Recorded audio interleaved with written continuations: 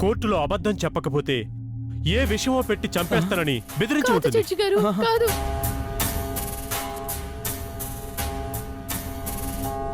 ఇక్కడ తమ కొడుక్కి వ్యతిరేకంగా మాట్లాడకపోతే ఆ కొడుకునే లేకుండా చేస్తానని బ్లాక్మెయిల్ చేసుంటుంది. అందుకే ఆ అమాయకులు బెదిరిపోయి భయపడిపోయి హడలిపోయి అప్రూవల్గా మారిపోయారే తప్ప వాళ్ళు నిజంగా పార్దు తల్లిదండ్రులే. కోడలి బెదిరింపులకు లొంగిపోయి కన్న కొడుకునే కాదేనంత స్థితికొచ్చారంటే వాళ్ళెంత దయానీయమైన పరిస్థితిలో ఉన్నారో మీరే ఊహించండి. యువర్ ఆనర్, ఈ కల్పితాల్ని మీరు నమ్మకండి. అబద్ధం చెప్పమని అబద్ధం చెప్పిన వాళ్ళ అబద్ధాన్ని నమ్మకండి. యువర్ ఆనర్, నిజమేంటో గుర్తించి నా క్లయింట్కి పేరెంట్స్కి ప్రాణభిక్ష పెట్టండి.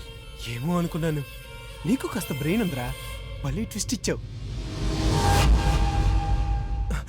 ఇది కరెక్ట్ జడ్జి గారు, లాయర్ గారు చెప్పిందే నిజం.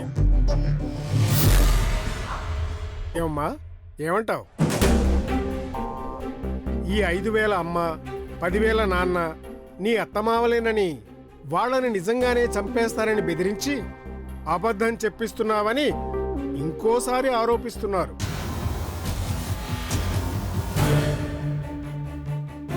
దీనికి నువ్వు సమాధానం కానీ ఇంకేదైనా సాక్ష్యం కానీ ఇవ్వగలవా? జడ్జి గారు, మేము నిజమే చెప్తున్నాం.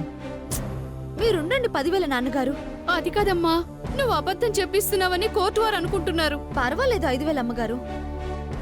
మై లార్డ్, మీరు అనుమతిస్తే వాదిని కొన్ని ప్రశ్నలు అడగాలనుకుంటున్నాను. నిరభ్యంతరంగా అడగొచ్చు. ప్రొసీడ్. ఇది అటు తిరిగి ఇటు తిరిగి నాకు ఏదో ఫిట్టింగ్ పెట్టాలని చూస్తుంది.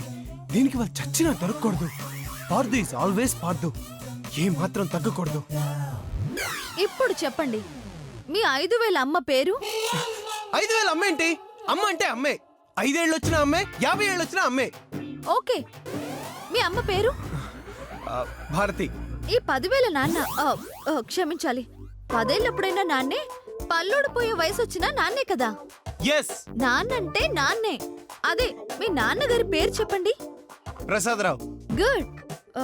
వీళ్ళే మీ అమ్మ నాన్న అనడానికి మీ దగ్గర ఖచ్చితమైన, నిర్దిష్టమైన, నమ్మదగిన, బలమైన ఆధారం ఏమైనా ఉందా? మా ఫ్యామిలీ ఫోటో తేవటం మర్చిపోయాను. ఈసారి వచ్చినప్పుడు తీసుకొస్తాను సార్. మీరెప్పుడు ఇంతేనండి. మీ మతి మరుపుతో చచ్చిపోతున్నాను. మీరు మర్చిపోతారనే నేను గుర్తుపెట్టుకుని మరీ తీసుకొచ్చాను మీ అమ్మగారి ఫోటో.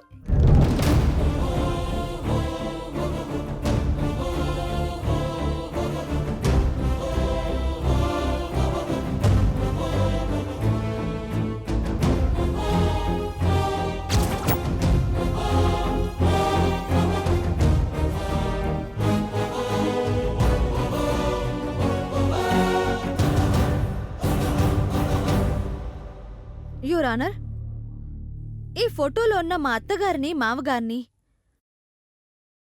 ఆయన తల్లిదండ్రులు కాదని ఒప్పుకోమనండి. నేనే శిక్షకైనా సిద్ధపడతాను. ఏమంటావు? చెప్పవయ్యా, ఇప్పుడేమంటావు?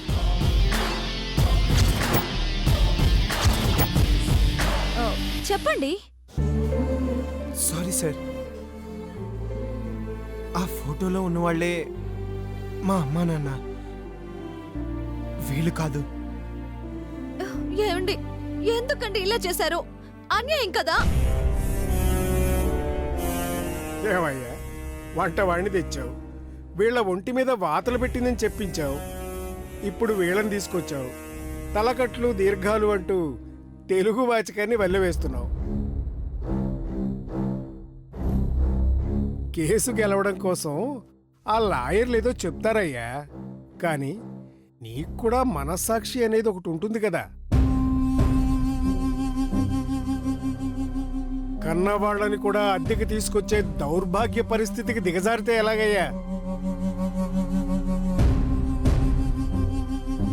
మానవ సంబంధాల్ని మంటగలపడానికే పుడతారా నీలాంటి వాళ్ళు? చూడు, మొదటి తప్పును క్షమించాను, ఇది రెండవ తప్పు. క్షమించరానిదే అయినా తప్పని నువ్వే ఒప్పుకున్నావు గనక ఈసారికి విడిచిపెడుతున్నాను.